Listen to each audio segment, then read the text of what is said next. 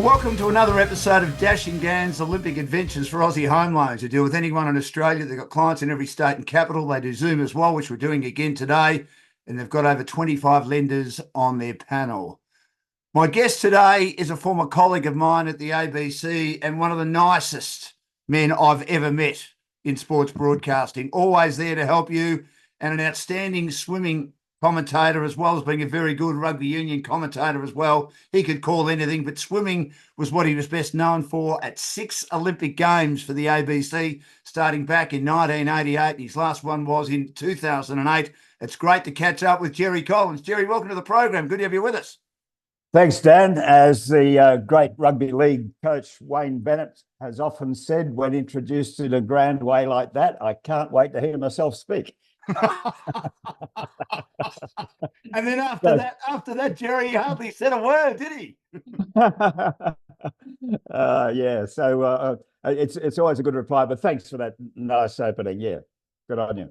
Well, Gerry, you've had an outstanding career. Obviously, you're not broadcasting the Olympics anymore, but I organised this with you a couple of weeks ago, and you said, absolutely, Dan, it'd be great to catch up, which I really appreciate. But can we wait till the end of the swimming, which we've done? The swimming is just finished. Outstanding performance by the Australians. Yes, indeed. To win 7 gold medals is always a good performance, and it's right up there as level with Athens in 2004, and of course just one behind Tokyo, and one behind Melbourne and 2 behind Tokyo. So they're expected to go pretty well. Do you think they did better than anticipated, or do you think they could have done a little bit more? I mean, it was all the women were superb. I mean, if we had a chance in the 100 metres and just had all our athletes who perform well on that 100 metres in the trials, we could have actually had 8 Australians in the final of the women's 100 metres, couldn't have we, Gerry? Oh, absolutely. But I mean, there are always the restrictions anyway. But look, I think Australia has done very well. And I think that there were people who said they're expecting too much, but I think that most of the opinions that I heard were pretty well spot on. This was a really good team. It is a really good team, and they performed like a really good team. They've come up with 7 gold medals, which is right up there with the best that Australia has achieved. And the only thing you can do better than that, of course, is to exceed it. That might come in future Olympic Games, and who's to know that this is not a part of a new building process. But of course, the team changes from Olympics to Olympics, and you can go from, say, a couple of gold medals to winning 9. So they've proven that over the years. And I know that when I started calling Olympics, the first Olympics were Seoul, and Australia won 1 gold medal. The previous Olympics in '84 in Los Angeles, it was 1 gold medal. In my second Olympics in '92 in Barcelona, it was 1 gold medal. And then in '96, it was 2 gold medals. So it was a slow process. But then it was having the home Olympic Games in Sydney that really made all the difference. And suddenly Australia, really improved at home, but then they continued that overseas as well, and getting the 7 in Athens in 2004 was a significant achievement for the Australians. When you look at it, Gerry, why do you think our women are so strong? I mean, not saying our men are not. I mean, great win by Cameron McAvoy in the 50-metre freestyle, and that's a great story in itself. But absolutely, we've got to spend time with that. Yeah, well, yeah, I'm sure we will. I can just see you frothing at the mouth, waiting for that. But I mean, our women are just so strong, aren't they? I mean, right across the field, to win 1 gold medal is outstanding. But for someone like Kaylee McEwen to win the 100, 200. And then manage to do it again at the next Olympic Games is a sensational performance, isn't it? Absolutely it is. And she is just an out-and-out superstar. There's no doubt about it, Kaylee McEwen. And, and of course, what we've seen is the end of Emma McKeon's marvellous career as well. Yeah. Our most successful Olympian, in swimming. So that's really a career to celebrate. and to see her finish hers as well with another medal for Australia on the last day is fitting tribute, I think, to Emma McKeon's incredible performances. But why are the women strong? You can never guess what's going to happen. There have been times when we've had strong men's teams, and other times when we're struggling for both men and women. It's never easy, and that's the thing about the Olympic Games. Not only do you have to have strength, you have to have depth, and that depth has been there with the women, and in the past it's been there with the men. But you think of Sydney, and we'll look in more detail, of course, at Sydney, but the strength of the men's team there was very handy for Australia. Gerry Collins is my guest, esteemed swimming commentator, broadcast with the ABC for many years, friend and colleague of mine as well. I'll call him a friend. He may not call me a friend, but I'll certainly call him. Don't be silly, Dan. Of course you are. Thank you, Gerry. Always enjoyed working with you. Thank you, Gerry. We're here for Dashing Dan's Olympic Adventures for Aussie Home Loans, and their areas of expertise include purchasing a property, owner-occupied or investment, building a property portfolio, refinancing, and also debt consolidation. Looking at Cameron McAvoy, obviously that gave you a lot of joy after what he went through 8 years ago when the young buck beat him, Cole Chalmers, and he was obviously very disappointed with that. He thought about getting out of the sport, but he's come back. I mean, that is a story of magnificent redemption, isn't it? Absolutely. And what has always fascinated me, he's a really intelligent man. Yep. And I remember he was studying aeronautical engineering. And I thought, what a fascinating study that must be for a swimmer, because the aeronautics, as in the movement of the air around an aeroplane, for example, is so similar to the movement of the water around a body when a person is swimming. And I can imagine that he would have probably been able to use some of his studies to help create, the best and most efficient stroke possible.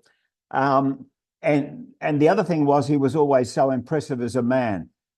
And then to find that he essentially had walked away from it all, but then to come back in the way that he did, and he has decided that he will do it his way. So rather than traditional coaching, he's coached himself and has come up with his way of preparing for an Olympic Games. He comes to these games, and I'm pretty sure that it's unlikely that this will be his last because of what he's achieved. I'm sure he'll come back and have another in 4 years' time as well in LA. So he's just been one of those swimmers that I always admired watching him compete, and then to see him do this, to come back from a stage where he must have been questioning everything about his swimming career. So it's been, for me, I think, one of the real highlights of, as far as stories are concerned, at these Olympics.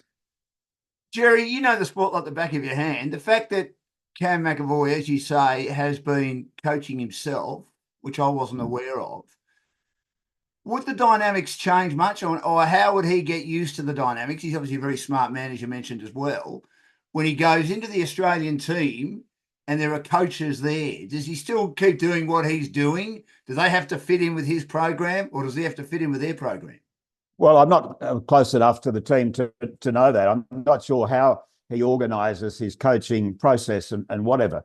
But the fact that he's doing something different that he wanted to do, and that he's come up with the training process that he has, speaks volumes about him. But he'd be the sort of, he knows what he's doing, and he knows the importance of team as well, don't worry. So he would be fitting in with the team, and the team would be fitting in with him, absolutely.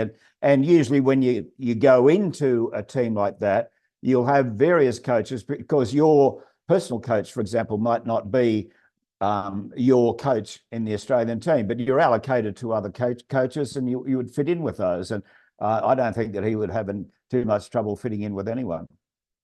Just on the women, we've spoken about how good Molly O'Callaghan is, Ariana Titmus, we've mentioned, and the list goes on. Obviously, Emma McKeon, and also Kaylee McEwen, after winning back-to-back 100, 200 metres backstrokes. How do they compare to some of the great female swimmers that you broadcast throughout your 6 Olympic Games, and there's some wonderful names.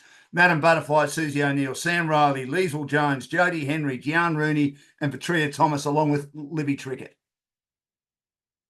Yes, they've all been wonderful women, and they have done fantastic things for Australia. It's impossible really to compare another or one particular meet with another.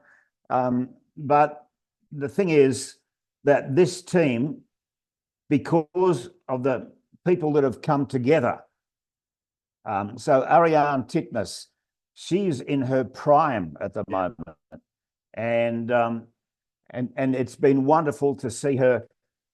The thing I love about Ariarne is the supreme confidence that she has shown through this whole meet. And she goes out, and you always have this feeling that she'll do the job.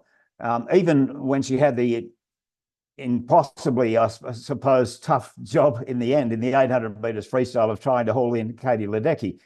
She worked and worked to do that. And I think that she tried putting pressure on Katie early, and Katie Ledecky's a swimmer who always likes to lead and doesn't like to surrender the lead. And you could think that, well, maybe that's a weakness I can work on. And perhaps, I don't know what thinking was, but I wouldn't be surprised if she wasn't trying to put pressure on that 800. And then even the way in any way annoyed you, but the same pace, of course, just performed magnificently in winning that 800 metres. But if in what wasn't the race of the century, the 400 metres freestyle, Ariarne came through with the victory, winning it in 3:57.49 with Summer McIntosh second and Katie Ledecky third.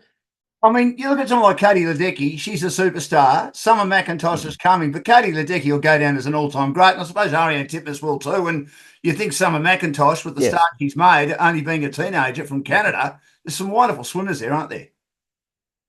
Yeah, the world's at her feet. But what we do know is, from Olympic experience, is that you can be as you can hit the world scene very quickly, but maintaining that over the years is very, very hard to do. And there are not a lot even who can go through to, say, a third Olympic Games. But what we have seen is this group of women that have been able to stick together for some time, and in the process, along comes somebody like Molly O'Callaghan, wins the 100 metres at the World Championships in the lead up to these Olympic Games, and suddenly we have another bright star, and she goes in and joins a team that already has Ariarne Titmus, that already has Emma McKeon, and the other good swimmers that have been a part of this Australian team. And it's wonderful. It's the thing that you do know for sure is that the world changes, the top swimmers change, and it can depend on those who are able to stick around. So for Ledecky to be winning the same event at 4 Olympic Games, I mean, that's extraordinary. It'll probably never be done, will it? Again, you think?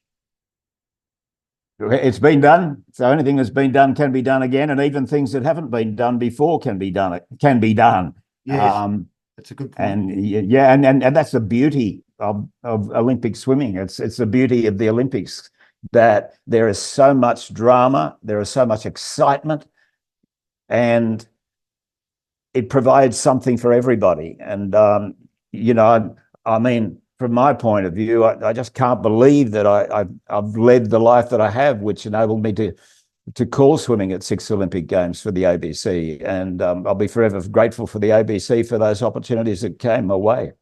Gerry Collins is with me for Dashing Gowns Olympic Adventures for Aussie Homelines. We're talking all things swimming and his spectacular career. As he's just said, he went to 6 Olympic Games and called some magnificent races and some magnificent gold medals. There's also, Gerry, the brutality of the Olympic Games as well. I mean, we were just discussing off air about the unfortunate demise of the Australian women's hockey team finishing on top in their pool and they're out the quarterfinals. They dominated their pool, but they're gone. So they've got to wait another 4 years. I mean, not only in hockey, but happening in swimming and all sports. But I suppose that's the beauty of it again, isn't it?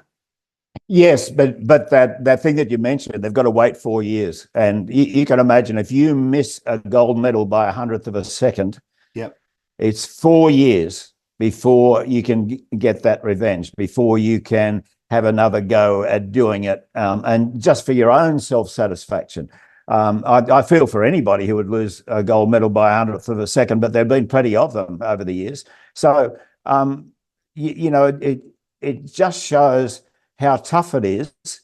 And for those who are able to win multiple golds and to come back to multiple Olympics, that is one huge achievement. I think anybody who becomes an Olympian must surely look back on their lives and think what an achievement that was, even though it might have been young, in their young years. But to be an Olympian means that you have to do an enormous amount of work. It means that you have to have amazing ability. It means that you have to be a very, very good worker and work hard and listen and learn. All of those developmental things that are important for all athletes. Now, I was lucky enough to broadcast a lot of tennis, and I had the great Roger Federer. I broadcast a lot throughout the Australian Opens and Rafael Nadal and the start of Novak Djokovic's career. You were lucky enough to have a gentleman called Michael Phelps who made his debut at the Olympics as a 15-year-old. He made the final in the butterfly. Did you think then he was going to be as good as he was, Gerry? No, I didn't know. I didn't know too much about him, and he wasn't featuring then as he was within 8 or so years. So, in 2008, he was unbelievable, and I'm thinking here, where do you start to talk about Michael Phelps? But I'll make it personal and go back further to my first games in 1988, because there you had Matt Biondi, who had smashed onto the world scene. He, in the lead up to the 88 Olympic Games, he was the superstar and on whom so much was expected from the United States. And they were saying that, that this man is capable of winning the famous 7 gold medals. So could he do it? His first race was the 200 meters freestyle. And in that race, he had some great opposition, including Michael Gross and Artur Voidat and a young Australian called Duncan Armstrong. And we now know what happened, that Duncan Armstrong won that race, and Matt Biondi, finished in 3rd spot. And then he had the 100 meters butterfly, and he looked like he was going to win it, but right on the line, Anthony Nesty from Suriname, we had to look up where that was when it happened, and Anthony Nesty just touched him out. So he was beaten in the 100 butterfly. He then went on and won those other 5 events and claimed 5 gold medals. But back home, they were saying, well, he didn't get his 7 gold medals. He didn't match Mark Spitz. And so he went home to the United States with 5 gold medals, a silver and a bronze, as a failure. Pretty good Olympic Games for anyone, I would have thought. I mean, absolutely, of course it was. But I mean, that shows how expectations of a nation, expectations of individuals and family and everything can make the Olympians' life that much harder. That's why you'll hear them talking about they have to put all that out of their mind, and that might not always be an easy thing to do. But we've seen those things, and so for Michael Phelps then in 2008, they were saying he's not only going to win 7, he's going to win 8. And there were some of those events that were so close that he only just won. but he had that superb ability to hit the wall, and he did it, and he won 8 gold medals. So as you said, to be able to call the 8 gold medals of the one and only Michael Phelps, boy, that was an exciting time. It was a pretty exciting Olympics all around, the 2008 Olympics. So it was fabulous, and to be there, to see him do it, and to see his incredible swimming skills was something again that I look back and think, wow, how lucky am I? Geography lesson, Gerry. Where is Suriname? It's I seem to recall it's in Central America, I think it is. Right. Yeah, Yeah, yeah. I'd never heard of it either. I mean, No. And Norman May and I were looking at each other after, Anthony Nesty, Suriname, and in the studio, Bruce Webster, yeah, who was a great researcher, and I suddenly heard in my ears Alan Marks, our producer, saying, "Cross to Bruce Webster in the studio." And I thought, oh, okay. So I crossed to Bruce Webster, and he had all the details about Suriname, what its population was, where it was placed, and so on. Yeah, all these little learning experiences that you're suddenly faced with when you're broadcasting Olympic Games. just on Michael Phelps. I mean, he was 15, as we said, in 2000. He then started winning big events, Pan Pacs, World Yes, Championships. So at the age of 19, he was probably ready, wasn't he, to start having an impact, which he did in Athens. yes, exactly. And again, he was what he showed in Athens was he was on the scene there and then. And for us, fortunately, when it came to the 400 metres freestyle, we had Ian Thorpe still, and of course, Thorpe's wonderful Sydney Olympic Games, where he won the 400 metres freestyle on the opening night and then anchored the 4x100 freestyle relay. That, Dan, was, I think, perhaps the most extraordinary atmosphere that I've ever been in. And even when you hear the replay, you think, my God, the noise of that crowd was extraordinary. And just like in Paris this year, they had this big area. It's an indoor pool, and it's enclosed. And so the atmosphere is that much better. And anybody who was on that opening night of swimming at the Sydney Olympic Games, they took home some amazing memories. There were lots of other amazing memories, of course, to come out of that. We're going to jump all over the place, Gerry. We've got so many questions to ask you. It's great to have Gerry Collins with us for Dashing Down's Olympic Adventures for Aussie Home Loan to do with anyone in Australia. They've got clients in every state and capital city and doing Zoom like we are now. Just on that race, it was the first time Australia won the 4x100 metres relay. Gary Hall Jr., good luck to him. He came out and said, we're going to smash the Aussies like guitars. Just wonderful theatre. Did you and Norman, and we know Norman, the late, great Norman May, and we'll get to him shortly, was one of the great cheerleaders for Australian sport. We loved him. Who'll ever forget the 1980 call of gold, gold, gold, Australia for the Mean Machine? Did you guys honestly think Australia could win that race? Oh, we were ever the optimists, as you said. I mean, Norman, did so much work for the Australian Olympic Committee, helping to raise money for the athletes. He was always very positive from an Australian point of view. You could say biased, perhaps, but the flame of Australia burnt in Norman's heart. There's no doubt about that, and he loved it, absolutely loved it. We were just set for this race, and not only that. As Norman and I were joined by Mark Stockwell, the former sprinter, Australian sprinter, who won silver in Los Angeles. Yeah. And he, of course, knew Rowdy Gaines. And it was Rowdy Gaines who beat him in the 100 metres freestyle, Rowdy Gaines getting a flying start. And poor old Mark had to make up the distance, and he very nearly got there. So they had this great rivalry that,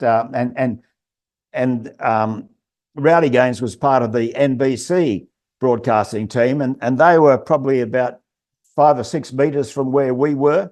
And it was on from well before the race started between the commentary teams. Really? With Mark, Mark saying, the Australians will beat the Americans, but they were giving us back. No, you remember the smashed guitars and so forth.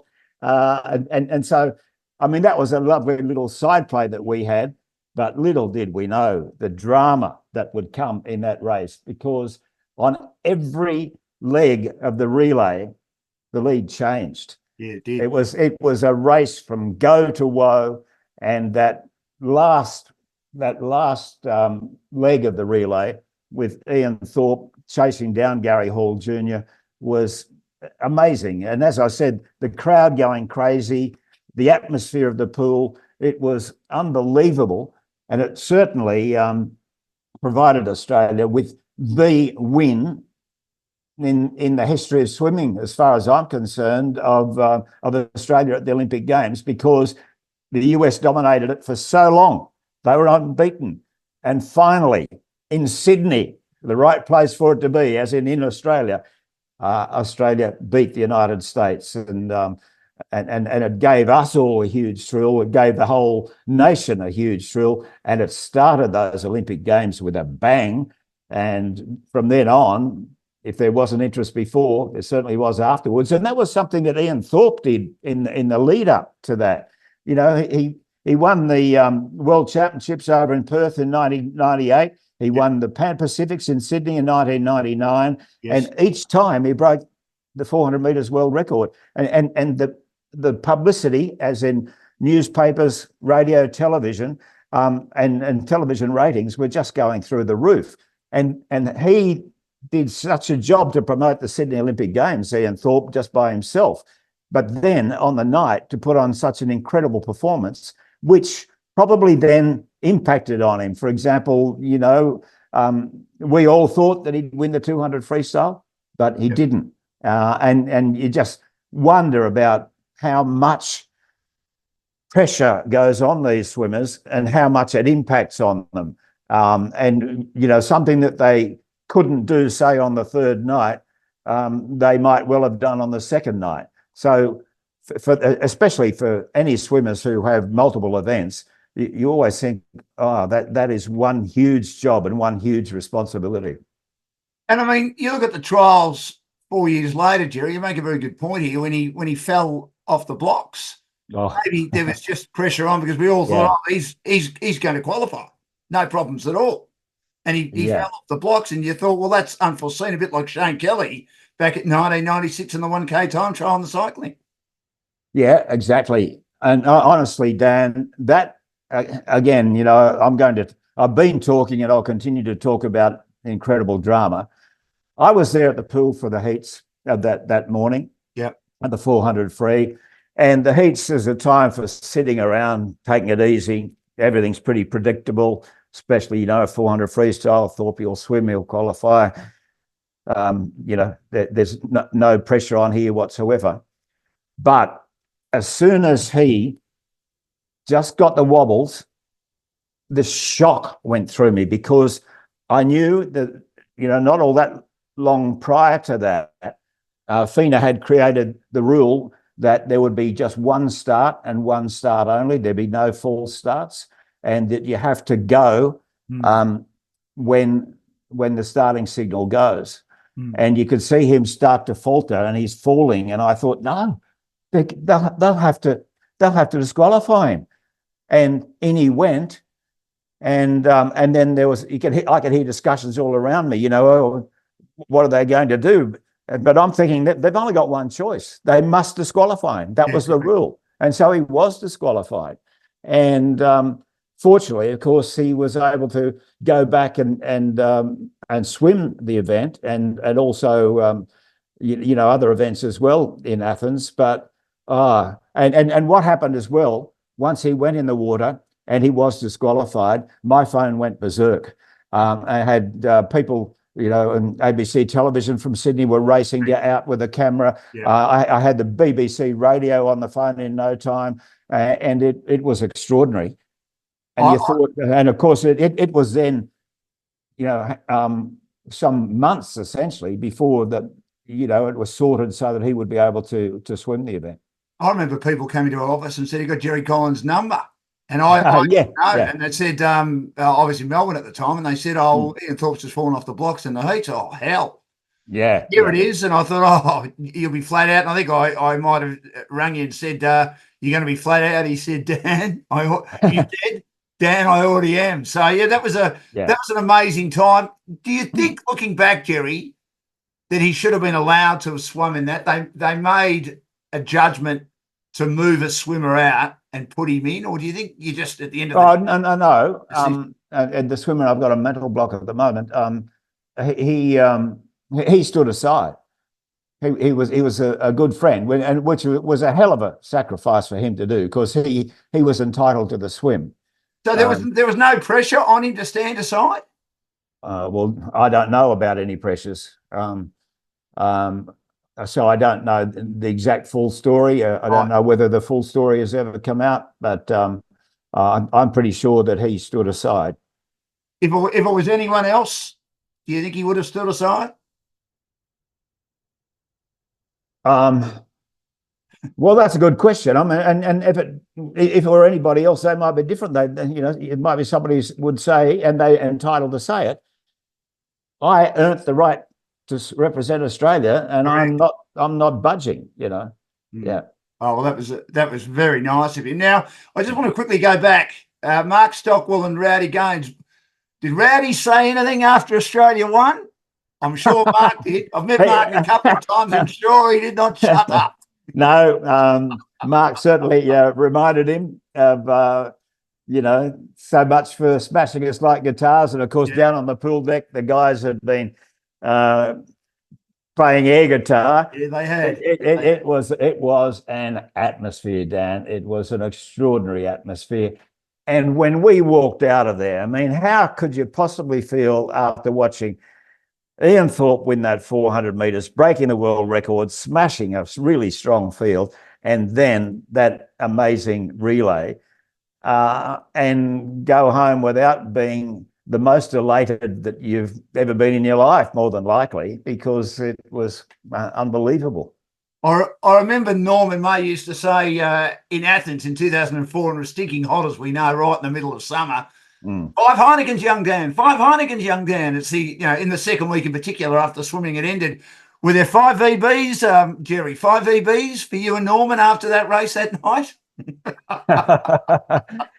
Well, that's a funny story, really. That Norman and I went to a bar in the Olympic area, out at Homebush. Yes. On the first night, and then on the second night, the first thing Norman said to me, "We're not going to that bar tonight.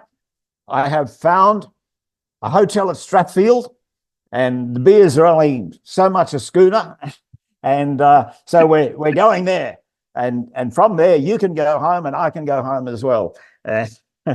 And so that's what we did. So Norman was always on the lookout for a bargain as well, and of course he called himself the pensioner from Potts Point, and so he loved the fact that he was able to find a cheap beer where we could go after major events.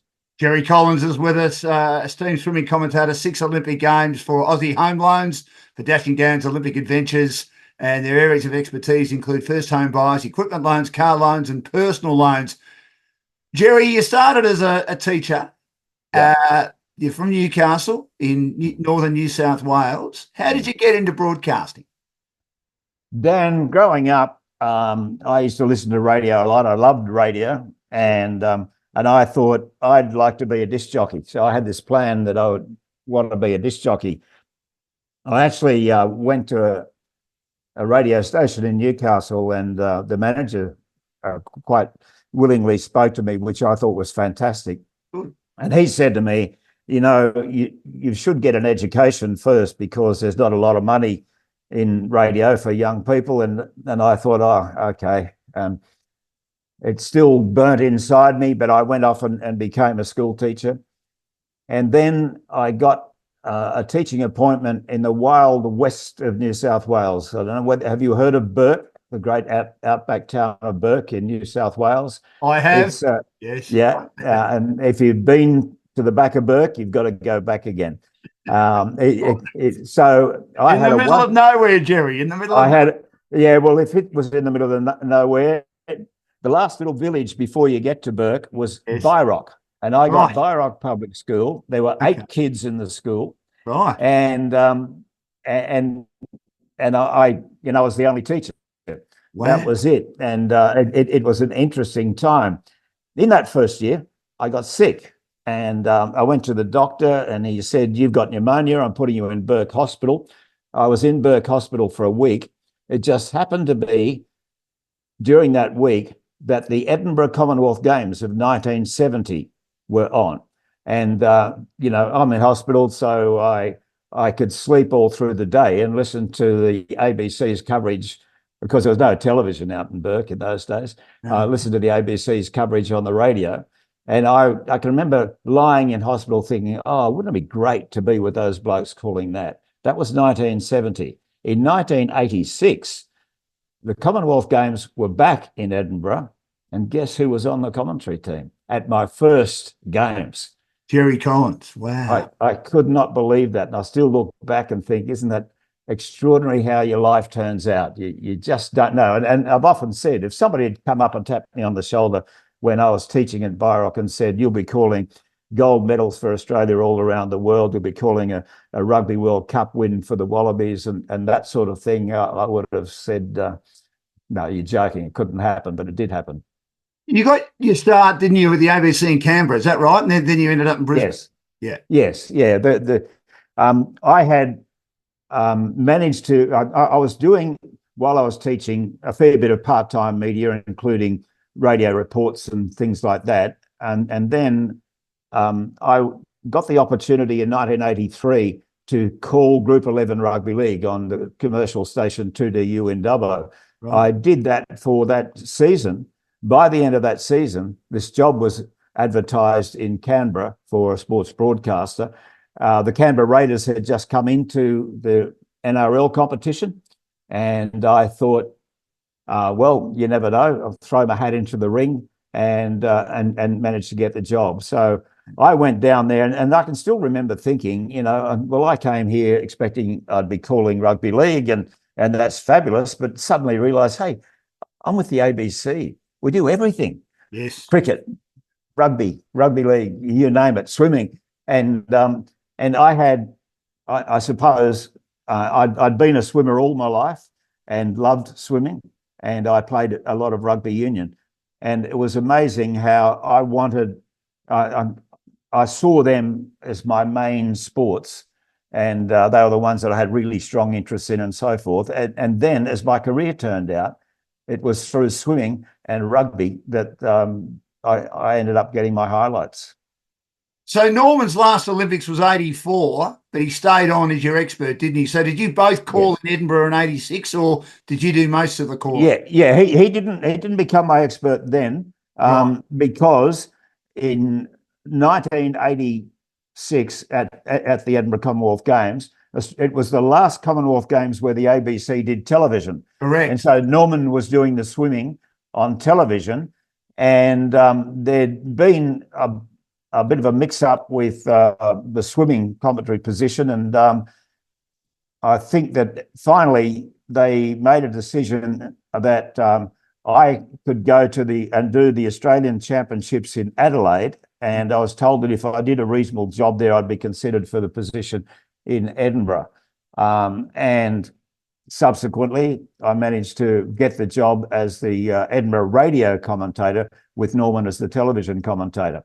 So that put on big pressure then when the 88 Olympics came around, because again, I knew that they were going to get Norman back. And I thought, well, will this mean that I won't be doing the swimming at the 88 Olympics? And so I waited with bated breath and with a whole lot of nerves, the announcement of the broadcast team, when I got notification that I was going to do the swimming. And again, something looking back, I think, wow, I almost overcome with emotion with the fact that I got that job then. and was able to do it right through until the end of my ABC career. And Norman was okay with that. I mean, he was your right hand man. It was a good man. He was fantastic. And I learned so much from Norman. He wasn't the sort of person who would say, "Hey, Gerry, do this, do that." It's just by watching him. He is the greatest ad-libber that I've ever seen. He could time, if he was asked to do 2 minutes, he would take a few notes and he would ad-lib it and bring it out right on the 2 minutes. Unbelievable, without a watch in front of him. You know, I mean, we became reliant on the wonderful facilities that were available to us. But in '86, at that first Commonwealth Games, I had Forbes Carlisle as my expert commentator. Right. And Forbes was fabulous. But of course, we had no computers, no nothing. Yeah. And so when you're trying to work out whether swimmers are going to qualify for the final or not, I mean, you've also got to be doing your broadcasting, talking about things that are coming up and so forth. And it's impossible to work out where people are placed as far as their position is concerned, and what time the fourth swimmer has to swim, for example, in the final heat to determine whether or not they make it. And Forbes was fabulous, so he was doing it all for me. But then fairly quickly, fortunately for me, computers started to come into it, and in 1996 was when we really had the commentator computers sitting at your desk in your commentary position. And the other thing about 1996, and I remember I was still working at 3TS Colac. I got the cadetship the next year, and I was doing breakfast radio news reading and writing news, local news in the Colac region. And I would often listen to the coverage because being in Atlanta, a lot of the finals were on in the morning in Australia. That's right. That was when the IBC was set up, and Alan Marks was a great producer, as you know, a genius in that. Yeah, oh, absolutely. Yeah. And that set up television screens, so you'd call off tube unless it was the big events like the swimming, like the basketball, like the athletics, and it just indicated how much the coverage had changed and how much I suppose more technologically advanced the coverage had become, Gerry. Yes, and to the degree that they're able to nowadays sit in huge studios with large screens as opposed to a little TV screen in a little box that we did things from. So that's how the world has changed. And Dan, I'm going to throw you a question, but I know you've got a fantastic mind and memory. Yes, Gerry. But there's one Australian gold medal that I called, which was not swimming. I was going to ask you about this. Glenn Mitchell and I have spoken about it already. The answer, have you? Yeah. Yes. Yeah. Well, it was actually Taekwondo Lauren Burns. Yes, that's right. I had a day off, and I got a call from someone to say, "I hear you have notes on every single sport." And I said, "Yeah, I've got my bag." And I said, "Look, I'll just leave the notes." I said, "Oh, well, Gerry or someone," because I'd help Wilco out, Gerry, with the archery when he was about to do a soccer match with Roger Wills. And Peter Longman said to him, "Wilco, forget about the soccer. You've got to do the archery." And Wilco said, "What's that?" He said, "We've got Simon Fairweather about to win a gold medal at sea." Yeah. And he said, "Has anyone got any information on archery?" I said, "Yeah, well, Glenn Mitchell told me to have all the notes, Wilco." So I had the notes and left them there. But no, I remember that, Gerry. What was that experience like? It was amazing, and how it unfolded was, again, as you said, Alan Marks, our wonderful producer. He came to me because after the swimming was over, I usually had a job of putting together the highlights of the games, and that would be a 1 hour program on the final night. Yes. And so I was working away on that, and Marksy came into the studio where I was and said, "Gerry, there's an Australian going pretty well in a semi-final of the Taekwondo. Can you go and watch the rest of it and give us a report on it?" So I went in and watched this sport that I hadn't watched before, and saw that she was going really well, Lauren Burns, and so I took notes and so forth, and went out and said to Alan, "Okay, I can give you a couple of minutes." So I gave him 2 minutes about her win in that semi-final, and he said, Yeah, well, the fun, and I can't remember whether it was that night or whether it was the next day, but he said, It was that's a good. Thursday afternoon. Thursday afternoon, I remember. Thursday afternoon. It was. Yep. Do you know when the semi-final was? I think Must the have been semi-final was the night before. night before. Yes, Yeah, yeah. I think So so. I had overnight. Anyway, from the moment he said you're going to call it, I was then on the run. I was looking for anybody that had anything on him, and so your notes were probably there. Yeah. And also there was somebody from uh, one of the commercial stations that was working with us as well, who he had a Victorian, I think, who had a whole lot of information on her. I rang a section manager for Taekwondo and asked him where he was. I said, are you anywhere near a screen? He said, yes. I said, great. I'm sitting at a screen watching the bout that's on at the moment. Can you tell me significant things? Can you tell me moves? Describe a particular action of a Taekwondo athlete, and so it was just this, learn it all very, very quickly, and then I got to call the final, and I have to admit that I absolutely loved it. It was fantastic, and at the end of it, I had called my 10th Australian gold medal, and it was in Taekwondo, and I'm very, very proud of it. Indeed, a few years ago, I was driving along in my car, and I suddenly thought, that voice sounds familiar. And I turned it up. It was me calling the Taekwondo was being replayed on grandstand. So, I mean, just on that, and I had to do a lot of those sports because I was generally in the three Olympics I did. I was in the studio. Yeah, well, that's where you did a fantastic job, as a master of all. Yeah, well, not a master of all, I would say a jack of all trades, master at none. But I mean, I'm Australia's only handball commentator, foremost handball commentator, Gerry, because no one else caught it because we had a team in 2000. But that's what you do. And the adrenaline pumps when you do a sport you know very little about.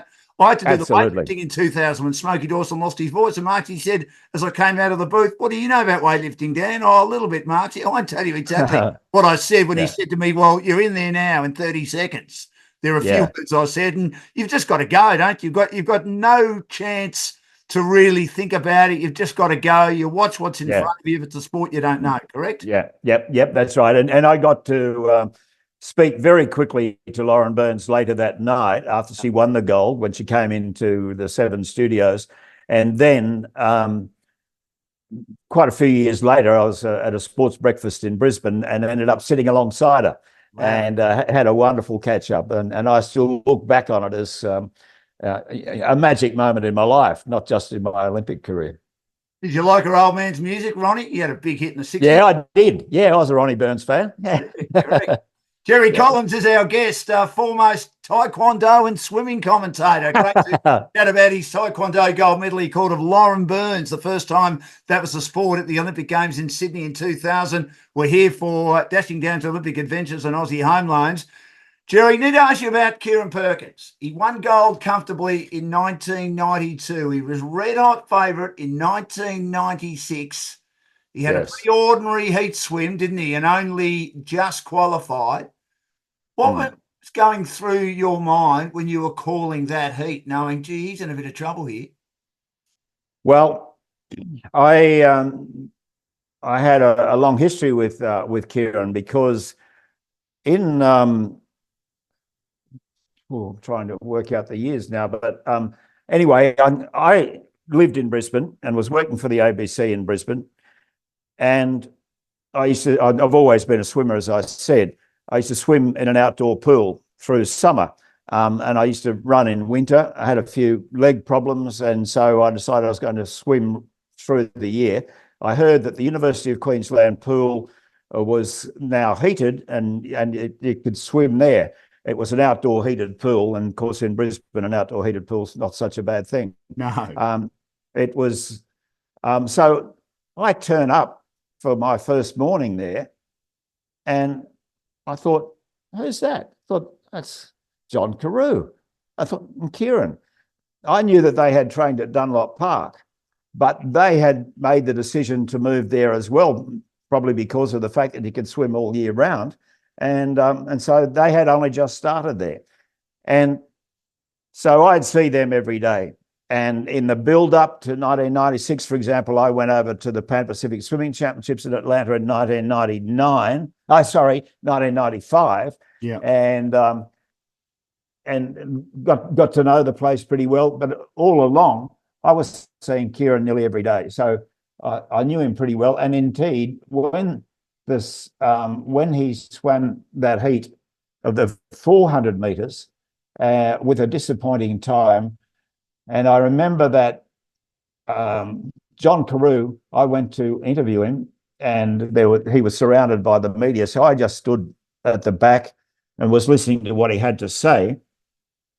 When somebody said, well, they said to him, well, you know him pretty well, so, you know, what is it? Why was he not able to, you know, perform as we know Kieran Perkins can perform? And he just shrugged his shoulders and said, I don't know. And then he looked at me and he said, Gerry, you see him every day. What do you think?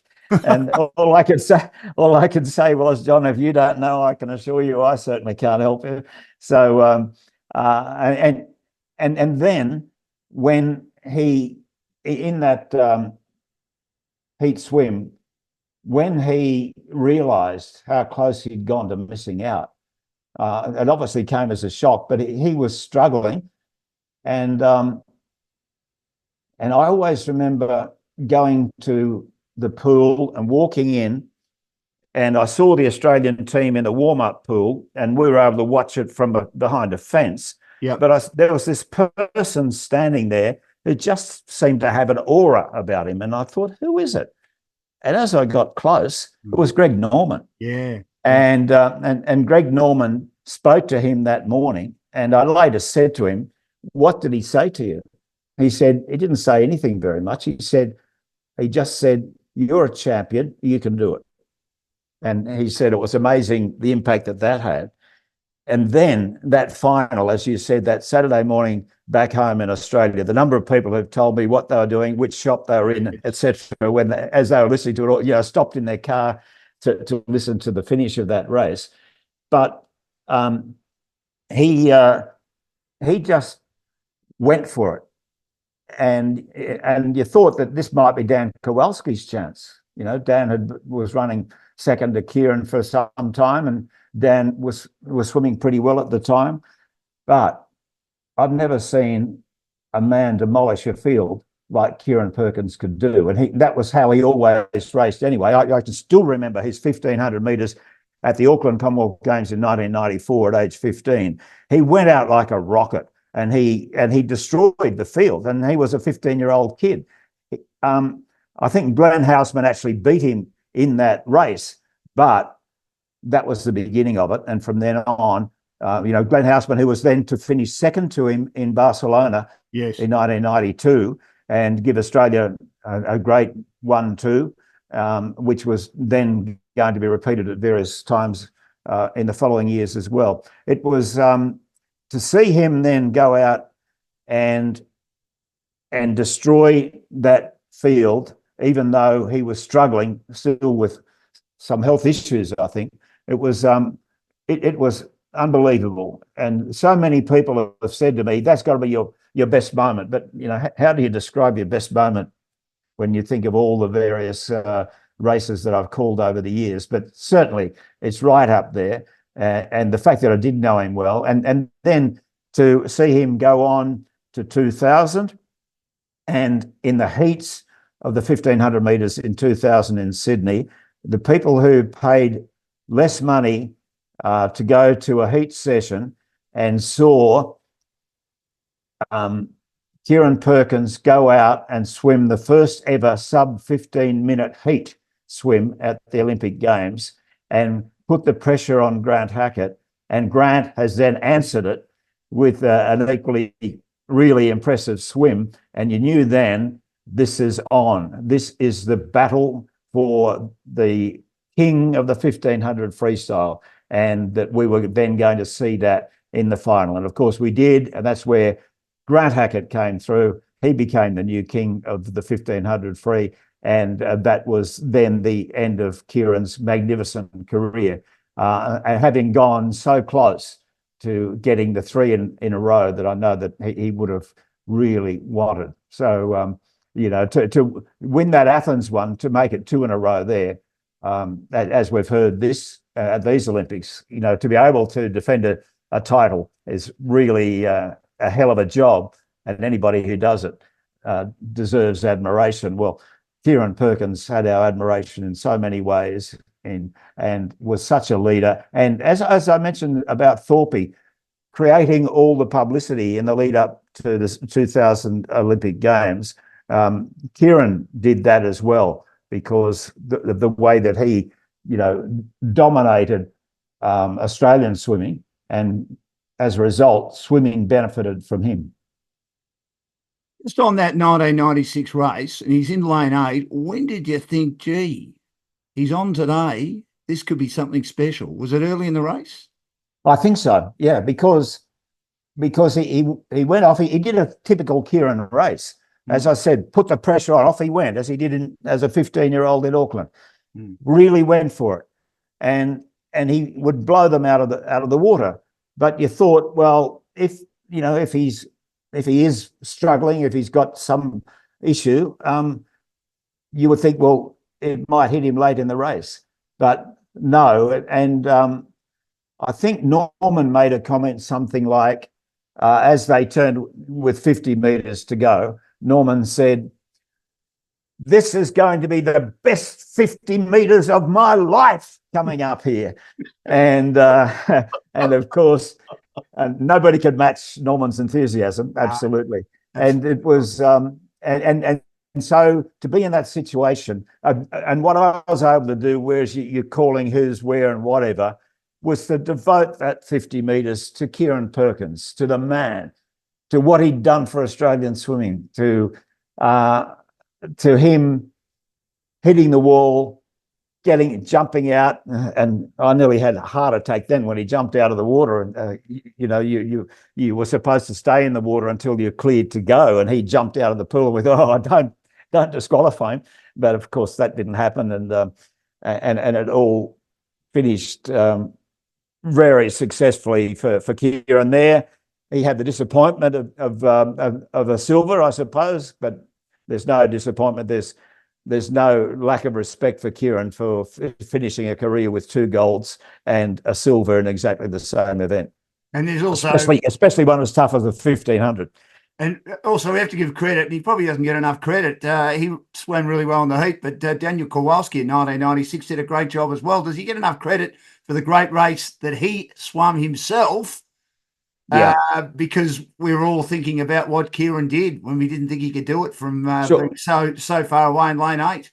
Well, I think anybody who knows Dan Kowalski knows that he certainly got the credit from those close to him. His performance was outstanding, and he met Kieran Perkins on one of Kieran's days. And if anybody prior to that meeting Kieran on one of his days when he switched on and just going for it, there was no way that Dan could get into that, get into the race, because he was, and maybe he would have been thinking, "Oh, Kieran hopefully will slow down, I'll catch him." But no, he didn't ever look like slowing down. And I was always a big fan of Dan Kowalski's, and I still am. And again, a few years ago, I was in Sydney walking along and ran into Dan Kowalski, and it was great to catch up with him. Fantastic swimmer for Australia, and I think we probably should think about the fact that people like Dan Kowalski help create the greatness of Kieran Perkins by the pressure that they put on, and by the fact that they're there, that they're teammates as well. All of those little things. Competition within a team is very important, and it's always also important, of course, to have a feeling of a team. And that was one thing that used to be a part of the Australian ethos, is that we must swim as a team, and they would put emphasis on relays and so forth, so that you get this team feeling, so that it's not just an individual event, that there's a broader picture than that. And I think that Kieran Perkins showed that with his, his determination and how that benefited the others, but how the competition with Dan Kowalski and others on Kieran's way through, and going back to Glenn Houseman. I mean, Kieran got the gold, and Glenn Houseman the silver in Barcelona in '92. That was Kieran's his first 1500 goal. Gerry Collins is my guest for Dashing Gans Olympic Adventures. Their areas of expertise include purchasing a property for Aussie home loans, owner-occupied or investment, building a property portfolio, and refinancing. Gerry, just a few more, if I may. Susie O'Neill. Susie O'Neill's was a very quiet, shy, retiring type. She didn't give a lot in the media. Are you surprised she's had such a successful media career as a breakfast announcer? And did she get enough credit for the great swimmer that she was? Oh, she gets credit in my mind, and I think that she does all round. Look, I have always been one of the greatest fans of Susie O'Neill. Wonderful swimmer, absolutely wonderful swimmer, and she has that sweet nature when you're talking to her. But I'll always remember that she was at the Pan Pacific Swimming Championships in 1995 in Atlanta. She was suddenly disqualified, and she could not believe it. And I remember her pushing a chair. I think this is sweet Susie O'Neill, and you realise Susie is tough. She's really tough, and she is competitive. And so she knew that if the pressure was on, that she would perform. And she did that on numerous occasions. So in 1996, she won the first 200 meters butterfly medal. The 200 meters butterfly gold medal. She had won in '92 in Barcelona the bronze medal. And when they went past me, there were three of them in line, and Susie was in front. I was only 3 meters from the wall, out from the wall, but it was bang, bang, bang, 3 touches, and Susie finished third and got the bronze medal in that. Then, of course, she was the hot favourite in Sydney as well for that gold medal, and we know that didn't happen. But prior to that, she had the 200 meters freestyle, and she qualified fastest for the final. And everybody thought, wow, Susie, fantastic. The person who found it hardest to believe was Susie herself. Mm. And she found herself questioning that she could do it. And she said that she that night, she couldn't sleep. She couldn't face the fact that she had to do this 200 freestyle the next day. She rang her husband, Cliff, and said, I can't swim that race. And he said, what do you mean? She said, I just can't do it. I can't face swimming that race. And he said, what are you talking about? It's just a swimming race. And she said, when he said that, all of a sudden she calmed down and of course went out and won that 200 freestyle. But then when it came to the 200 butterfly, unfortunately for Susie, it didn't quite come out the way that she would have liked. And she still managed, of course, to get the silver medal behind Misty Hyman of the United States. And so that she finished, therefore, with all 3 butterfly medals, a gold, silver, and bronze. And outstanding. And Dan, you said about her broadcasting career. Yep.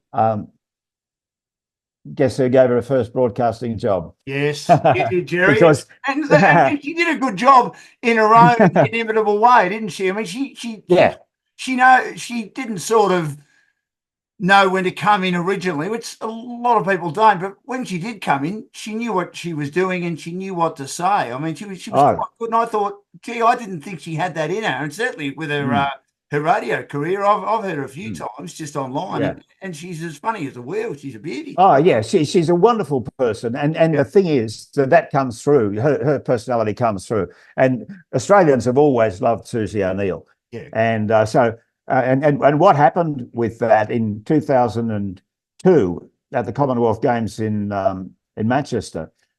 She was there, but she had retired after the Sydney Olympics, and she said to me one night, she said, "Gerry, is there any chance you could get me a ticket to the finals?" And I thought about it. I thought very quickly. I said, "Yes, Susie, but you'd have to do commentary for me." And she said, "Oh, no." I said, "Go on, you can do it. I think you'd be fantastic." And she did, and so that's when she started working with us, and she was just heaven to work with. Of course, we worked on the my last Olympics then in 2008.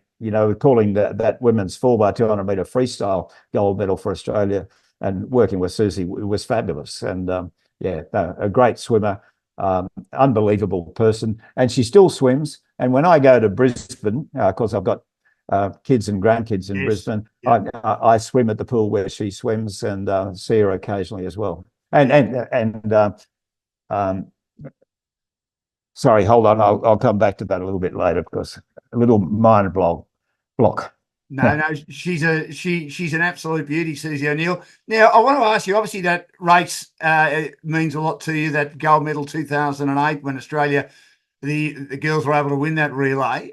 What is it, Gerry, about the Australian-American rivalry in swimming, especially at the Olympic Games? What makes it so special? It goes back for so long. When you think that 1956, of course, was the what you might call the awakening games for Australia.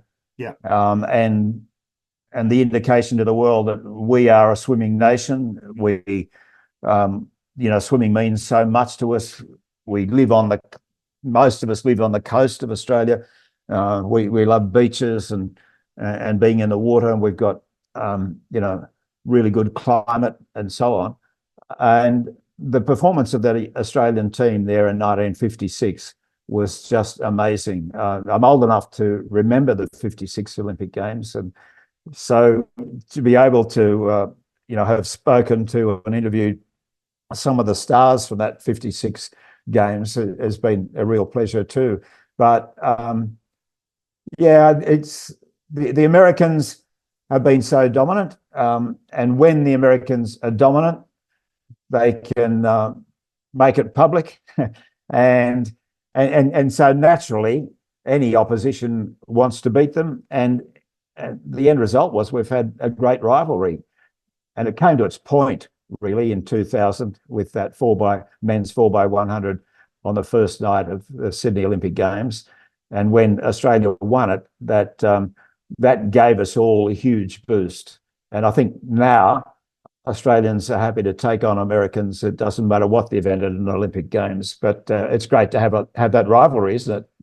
Certainly is. So you're not surprised that all the American media outlets have got them on top of or have had them on top of the medal tally, even though they've had less gold medals than China, less gold medals than Australia, and even less gold medals than France, of which Marchand, their swimming superstar, won all of them.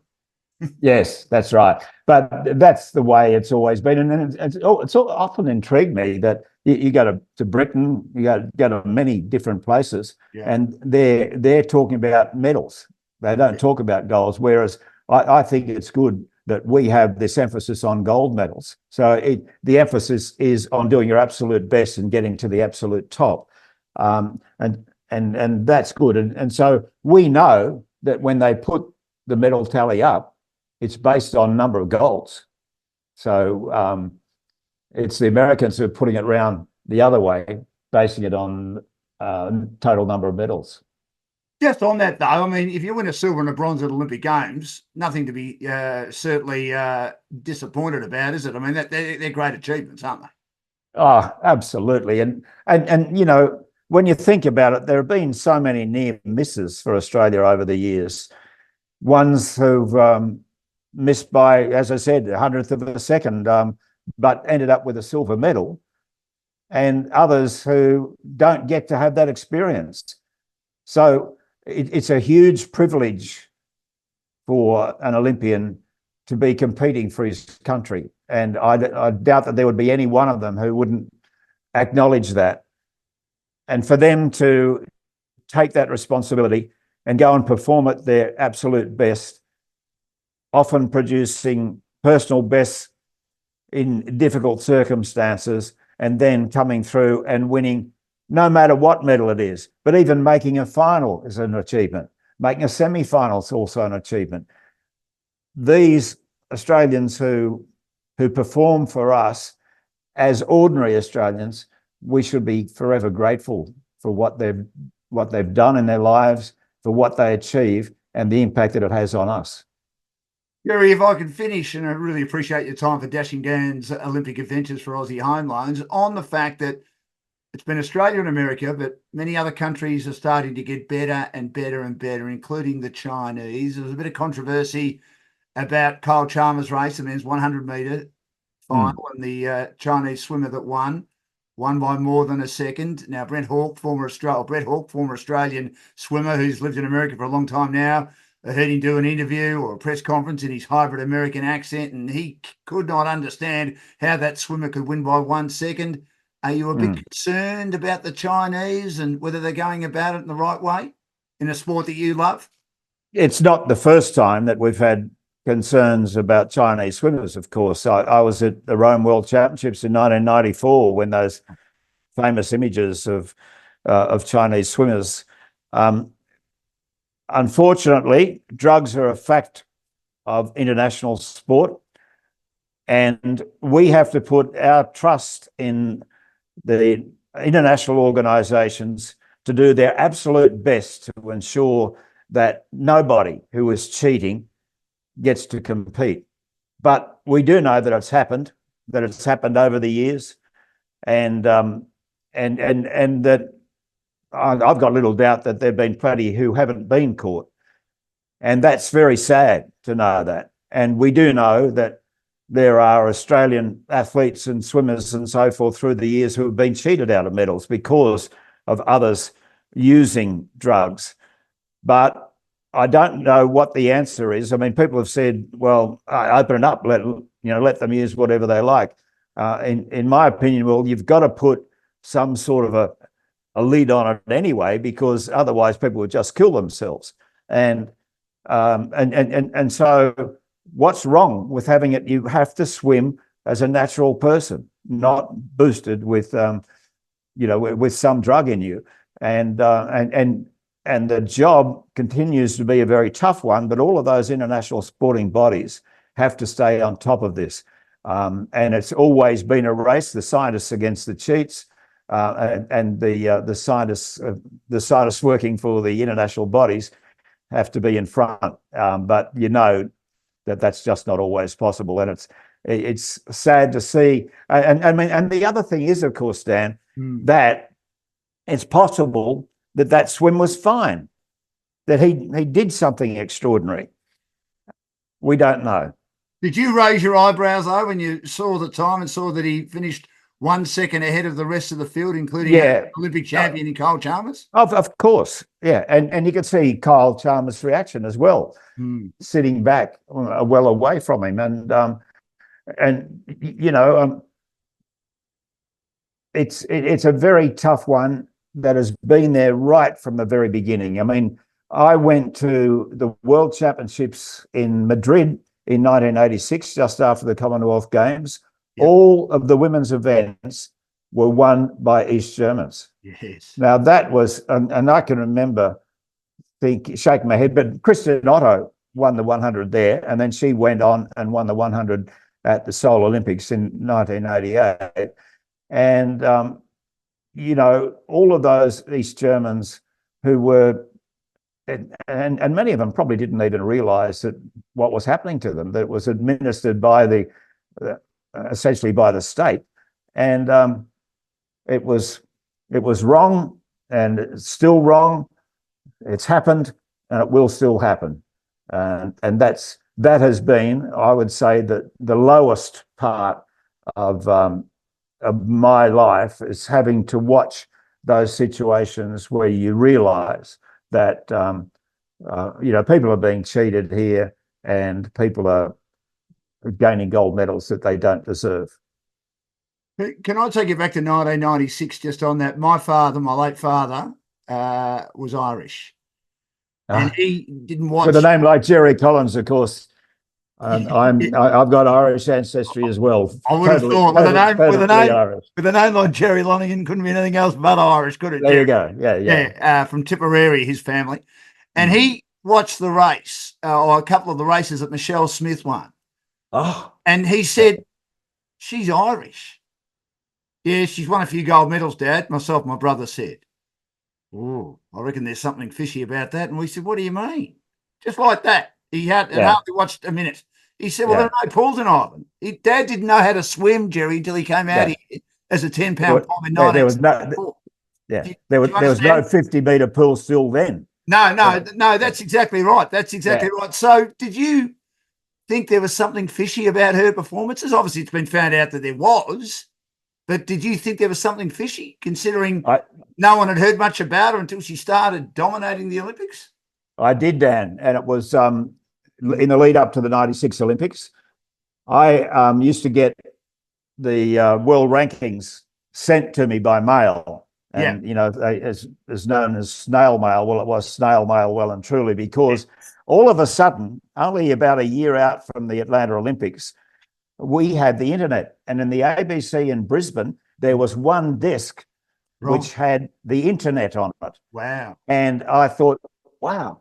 And somebody told me you can actually get the world rankings on the internet, as in when they go up and then they're available to you immediately. And so I started checking world rankings on this one office desk in the Brisbane offices of the ABC. And the first time I looked there, as the fastest time of the year at that stage in the 400 meters freestyle, Michelle Smith, Ireland. And I looked and thought, no, can't be right. Who is she? Where's she come from? Haven't heard of her. Yes. But there it was. Check again. Yeah, she was there. And you thought, that was my thought immediately. No, you can't come from nowhere like that. There's got to be a reason. And of course, then at the '96 Olympic Games, again, there was a case of getting away with it. That she was subsequently shown to have failed drug tests, but she won those gold medals there in '96, and it again, it just wasn't right, and it should never have happened. And I'm a bit surprised in some of those cases where there hasn't been, that they didn't follow up and go back and take some action on it. And when you were calling those races with Norman, no doubt, in Atlanta, and she was winning the races, were you thinking, I'm still not convinced that she's that good, this girl? Yeah, you can think that, but you've got to be careful about saying it. Of course. Yeah. So all you end up doing is looking at each other, raising your eyebrows, and there's nothing else you can do, because essentially that is a legal swim for FINA. They've allowed these swimmers to swim. They've done drug checks and so forth. And as I said, the smarties who are finding ways of getting around drug testing, they're winning. And there've been times, of course, that's the thing that I can remember when, after that East German period, there was a little bit of a lull, and it was harder. You wouldn't see many world records broken. Interesting, they've talked about the pool, but you can even wonder now that there weren't a lot of world records broken in Paris. Does that say something? And possibly it does. It might not be the depth of the pool that they're talking about. It might not be just that. But no sooner had the East German dominance gone than the Chinese dominance started again in those early 90s, and now it's possible that it's happening again. But we did get evidence that the Chinese were doing things, and several of them were banned, and they seem to have buckled under and swum seriously, but always there's somewhere along the line there'll be one or two or three or whatever who just make you question. I remember telling Dad, "Oh, Michelle Smith's been disqualified." Yeah, of course. He didn't bat an eyelid, Gerry. He just kept going, doing what he was doing. He said, "Couldn't possibly. We don't have swimming pool."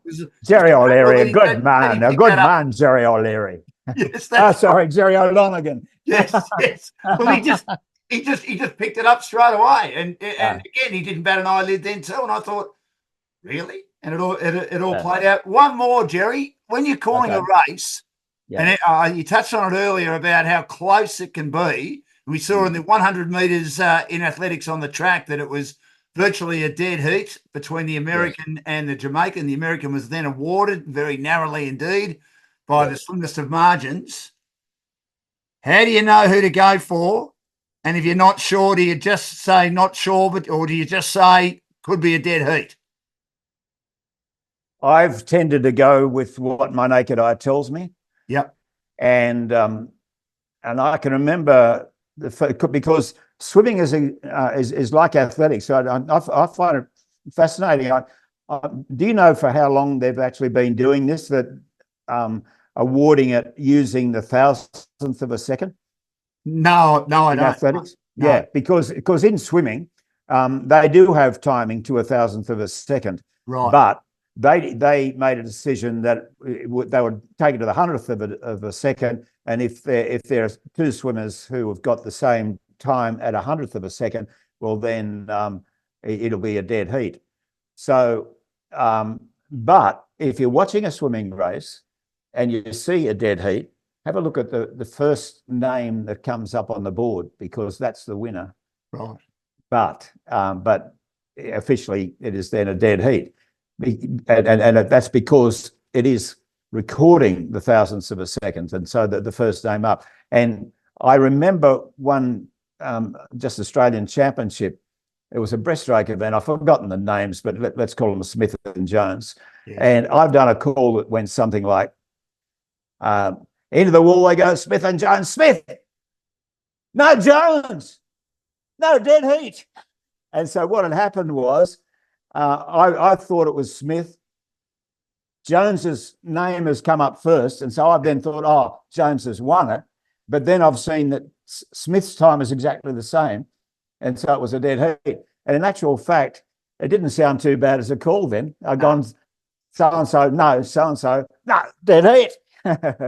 Well, I mean, Bruce McAvaney, when Debbie Flintoff King won gold in 1988, I think the late great David Thirsty Morrow, and of course that was very sad for all of us a few weeks ago. Oh, absolutely, yes. I went to David's funeral in Sydney, and yes, it was sad to lose, a great colleague and a wonderful sports broadcaster, fantastic sports broadcaster, David. Yeah, because David started with the ABC in 1980.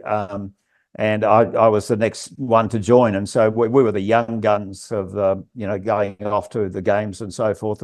We had some great times together, and shared so many experiences. Because I remember Bruce saying, "Don't think not sure about Debbie Flintoff King," but David and Peter Hatfield were actually confident. I mean, Debbie herself, and I've interviewed her for our program, Dashing Gowns Olympic Adventures for Aussie Home Loans, Gerry, and she was always confident.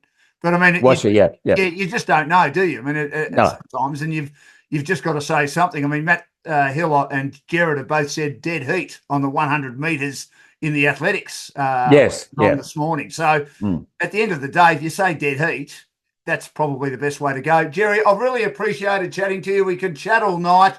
It's been an absolute pleasure. You've always, as I say, been very nice to me in my time at the ABC. I remember I was just struggling a bit during the Athens Olympics, and after the swimming, I hung around with you, and you're happy for me to hang around and just be there. And you've always been such a good person to be around, a great person to learn from. It's been wonderful hearing your journey and talking about swimming, one of the great sports at the Olympic Games. And thanks so much for joining us for Dashing Gowns Olympic Adventures. For Aussie Home Loans, to deal with anyone in Australia. They've got clients in every state and capital city. Areas of expertise include purchasing a property, owner-occupied or investment, building a property portfolio, refinancing, debt consolidation, cash out, construction, pre-approvals, first home buyers, equipment loans, car loans, personal loans, and they've got over 25 lenders on their panel. Keep enjoying the Olympics, and I look forward to catching up with you soon. Thanks so much, Gerry. Good on you, Dan. Thanks very much.